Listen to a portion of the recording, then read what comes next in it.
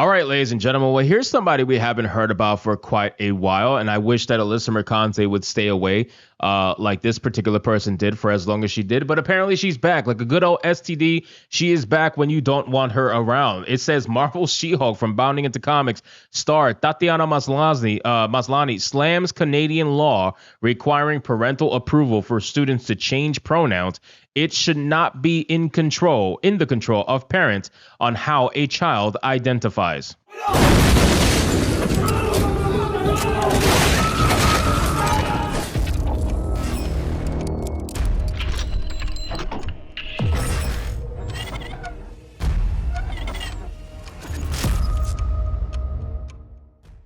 Now, I got to be honest with you guys. I'm surprised that this is a law coming from Canada. I would expect this from like Florida or Texas or something like that. But the fact that this law is coming from Canada is pretty shocking. Now, somebody like Tatianna Maslany, I mean, this is a very creepy statement to make, right? It should not be in the control of parents on how a child identifies.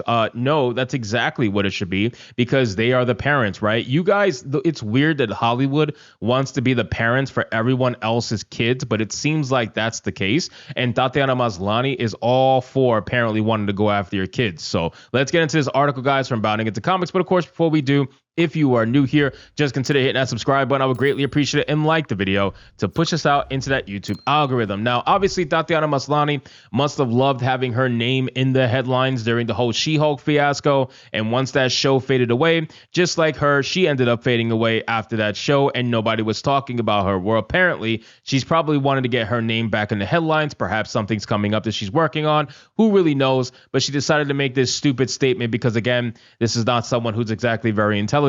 In once again throwing her hat into the ongoing gender discourse, She-Hulk attorney at law star Tatianna Maslany has made it clear that she is a virulent opponent of her native Saskatchewan Canadian newly enshrined into law Parental Bill of Rights. This is very interesting. I'm telling you, I find it interesting that it's coming from Canada. I felt like Canada was too far gone at this point, and maybe I was wrong, but I think this is a step in the right direction. The series of events which eventually led to the bill's creation first kicked off on August 2nd of 2023, when the province's then Minister of Education, Dustin Duncan, announced a new set of policies surrounding the subject of student sexual education. Specifically, Duncan made it a requirement for schools that when a student requests that their preferred name, gender identity, and or gender expression is to be used, parental guardian consent will be required for students under the age of 16, and to engage in a review of the involvement of third-party organizations in supporting school divisions and teachers with delivering instruction related to sexual health outcomes in the curriculum. I don't think there's anything wrong with that. I think parents should absolutely know what's going on in the schools with their kids at all times. They're parents, right? And as much as these weird fucking teachers want to be the parents of all these children, there's like, you know what's weird? There's teachers out there that really treat their classrooms like cults, right? Like they go out there and pretend as if they're the ones who are ringing in the young minds, right? And they're in control of all the young kids. And, oh, you don't need your parents, little one. I'm going to be your parent. Don't worry. Anything you need to divulge information, I'll be the safe space for you. And then it ends up that 50% of them plus end up doing bad things to these kids. You know, it's like, when are we going to realize that these psychopaths aren't there to be teachers? They're there to indoctrinate. They're there to control. They're there to have power they didn't have when they were younger in their lives, and now they get off on the power and they want to be able to utilize it to influence the young minds, because ultimately this is all from an ideological standpoint. They hate a certain thing, and that certain thing that they hate can be influenced by educating young minds. So they're going after the young minds on purpose. That's what these kind of psychopaths are doing. Then it says, for those curious, in the case of those students who believe they may be harmed if they inform their parents of this decision, the policy specifies if it is reasonably expected that obtaining parental consent as mentioned in subsection 1 is likely to result in physical, mental, or emotional harm to the pupil, the principal shall direct the pupil to the appropriate professionals who are employed or retained by the school to support and assist the pupil in developing a plan to address the pupil's request with the pupil's parent or guardian. All of this work for pronouns, right? All this work so you can run around with titles, right? Pronoun pins on your chest. This is where we're at now. People want to say, oh, it's just the English language. Like, no, that's not the case, man. Pronouns are used as a descriptive thing. What people are doing is they're using pronouns as titles, and that is not something that's normal. That is not in the English language. You cannot say like, oh yeah, I'm a they, them. You can't do that. That's like, you can't use a pronoun as a title, right? If you want to use pronouns to describe someone, that's different. But to use pronouns as titles, to literally wear it as a pin on your chest, yeah, that doesn't work like that. That's not English language. That's just being a loser.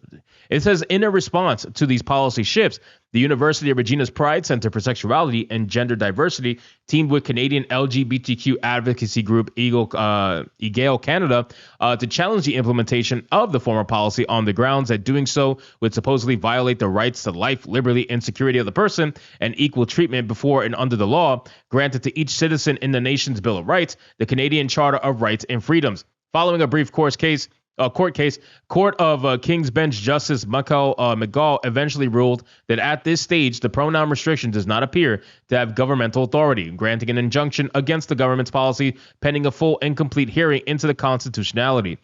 Imagine making pronouns into a constitutional issue. I mean, like, this is how far these people are willing to go to have their titles, right? They need to be special. They need to feel different. They cannot be one with the crowd. And then these are the kind of people who are also trying to tell you and scream to your face, I'm just trying to exist. I just want to exist. You're not letting me exist, blah, blah, blah. But the funny thing is, they're perfectly allowed to just exist like everybody else. But the thing is, they're trying to change everything around them to fit their level of reality. And they don't live in reality. So why would we let you do that? That doesn't make any sense. Why would we warp actual real reality for you to live in your play world? If you want to live in a play world, go to a home, go to an institution. You could do whatever the hell you want there. You can be whoever you want to be, but you're not going to be that in real life. That's just not going to work. People, no matter how much you may want to walk around with titles as pronouns and whatnot, it doesn't matter. People are going to refer to you as what you naturally look like. So if you look like a woman, that's what you're going to get referred to as. Even if you're a dude, if you could pass as a woman good enough, you'll get referred to as a woman 9 times out of 10. But still, they're going to refer to you as what you look like. So if you're a dude in a dress and you got a beard and everything, guess what? People are going to refer to you as a dude. That's just how it goes. However, rather than wait the legal process to play out, the government moved to circumvent it altogether by bulldozing the bill through its legislator and triggering its notwithstanding clause, which itself temporarily overrode the usual requirement that a given piece of legislator undergo judicial review. For non-Canadian readers, please understand that this is a very truncated account of what went down. Now let's go over what Tatianna Maslany had to say about all this nonsense now that we have the context.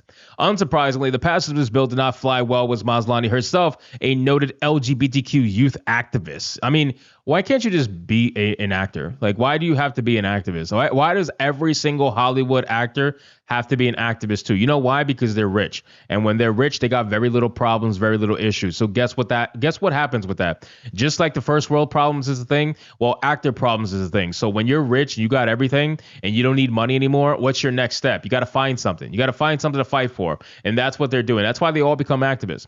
Speaking to reporters following a June appearance at the event held by Canada's Walk of Fame at the hotel, Maslany criticized its context. It should not be in the control of parents how a child identifies, how a child knows themselves to be, said the actress. That isn't a parent's place. It's an overreach. It's an overreach on the part of the provincial government to legislate that. It's absurd. How is it absurd? Most kids don't even know what they want to eat for the day, let alone what sexuality they are. The fact that you're so weird and you think that children know their sexuality through and through when you yourselves say that experimentation is a thing because you need to find yourself. Well, guess what? If a kid comes out and says, yup, I'm 100% this, what's the chances of that sticking when they get into adulthood? Very low. If you look at the statistics, very, very low. They end up regressing or they end up changing or whatever the case may be, and they end up finding themselves much later in their college years or whatever the case may be. So you're trying to force this on parents and say, yep, the kids know everything. They know exactly what they want when they don't even know what they want to fucking eat for the day. They don't even know what time they want to go to bed. They can't even make decisions lighter than sexuality, and you want them to be okay and be able to make a decision about sexuality? Really? That's what you want them to do? The fact that you even want kids to be experimenting with sex in the first place is really fucking weird. And I think we should go down the level of Dr. Disrespect cancellation for comments like this. But still, like, what are we honestly doing at the end of the day? People like Tatianna Maslany are absolutely insane, and don't let them try to ever convince you otherwise. So anyway, guys, thank you so much for watching this video. I hope you did enjoy it. If you did, consider leaving me a subscribe. I would greatly appreciate it. Don't forget to like the video, comment, let me know what you thought, and I'll see you guys on the next one. Hypnotic out.